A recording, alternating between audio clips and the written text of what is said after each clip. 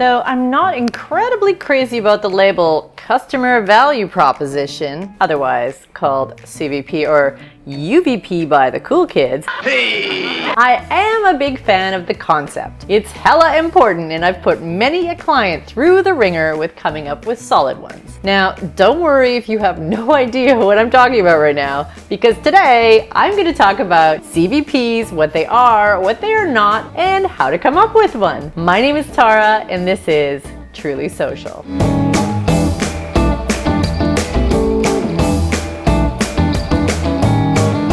Alright, first, the reason I do not love the phrase customer value proposition is because it sounds incredibly flat doll and corporate, while the actual CVP is quite complex and lovely. Plus, it sets up the brand or organization to see the customer as some sort of separate, strange entity over there.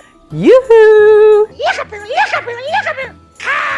Which is a big fat lie when it comes to finding a good reason for your customers to care about you. In theory, a CVP is a statement that describes why a customer should buy a product or use a service from you. But in practice, it's much more complex than this. It's complicated. What you should know to start is that having a CVP, especially if you are a business to customer or B2C company, could be the difference that makes or breaks your growth. A better way to think about a CVP is to put yourself into a customer's shoes and ask, what's in it for me? What do I get?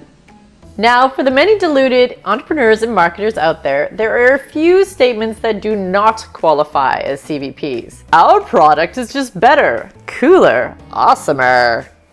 All of those other products that people use to solve the same thing are worse. Everyone I know says they'd use it. It's really addictive. These are actually things I've heard from clients and colleagues over the years. They are so in love with their own ideas that they can't put themselves in their own potential customers' shoes.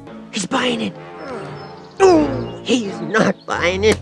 So there are three basic questions you need to answer before you can come up with an actual CVP. They are: define your customer as specific and narrow as possible. Define the problem that you are solving, or if it isn't a problem, truly define how you are enhancing the life of your customer. And number three, describe how you solve that problem for reals, with an emphasis on the for reals. When defining your customer, do not use broad general demographics. I repeat, do not use broad general demographics. Urban professional millennial women is not a specific narrow definition. It says nothing about your customer. Instead, think interest-based or motivation-based or need-based. Here are some examples. Console gamers who stay up after midnight when a game is released to be the first to play it. Or first-time mothers about to go on maternity leave who don't have a supportive network nearby. Or chefs who really want to open their own restaurant but are struggling to save the capital. Any broader than this, forget it. And I can hear the protests through the screen already. No, your audience is not everybody. Not even in the least. Maybe someday it will be, but not today. Truth hurts. That's Go back to my video on communities of interest for more tips. Insert plug here. If you've done a good job with step number one, step number two should be super easy. As I mentioned a few videos back, there are three types of problems to solve: vitamin-treated problems, painkiller-treated problems, and Viagra-treated problems. Vitamin-treated problems are not really that urgent. The analogy works this way. We all know that we should be taking our vitamins, but most of us forget to. It's just not pressing enough. The thing is, Bob, it's not that I'm lazy. It's that I just don't care. Painkiller-treated problems are good ones to solve. The higher the pain someone is experiencing, the more they will be willing to make the jump over to you. I'm in pain. And Viagra-treated problems are less about problems and more about enhancement. If you can help someone get paid, made, or laid, as Dave McClure of 500 Startups has put it, they will find you valuable. And lastly, there may be a real group of people with a real issue that needs to be solved, but you'd better make absolute darn certain that you're actually solving it, or else you'll break their trust forever. Forever, forever, ever.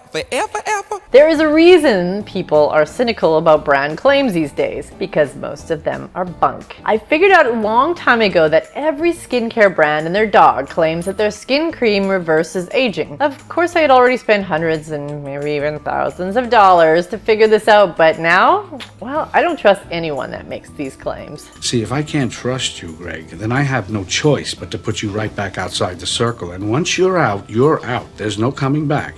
Now, after you answer all of these basic questions, you then put them together in a customer value proposition statement that goes something like, we help, insert customer description here, who needs, is fed up with, struggles with, insert problem here, with our product, service, blah, blah, blah, that insert real solution here. It will sound corporate and jargony, but it's the first step towards really understanding what could potentially be in it for your customer. My name is Tara, and this has been Truly Social.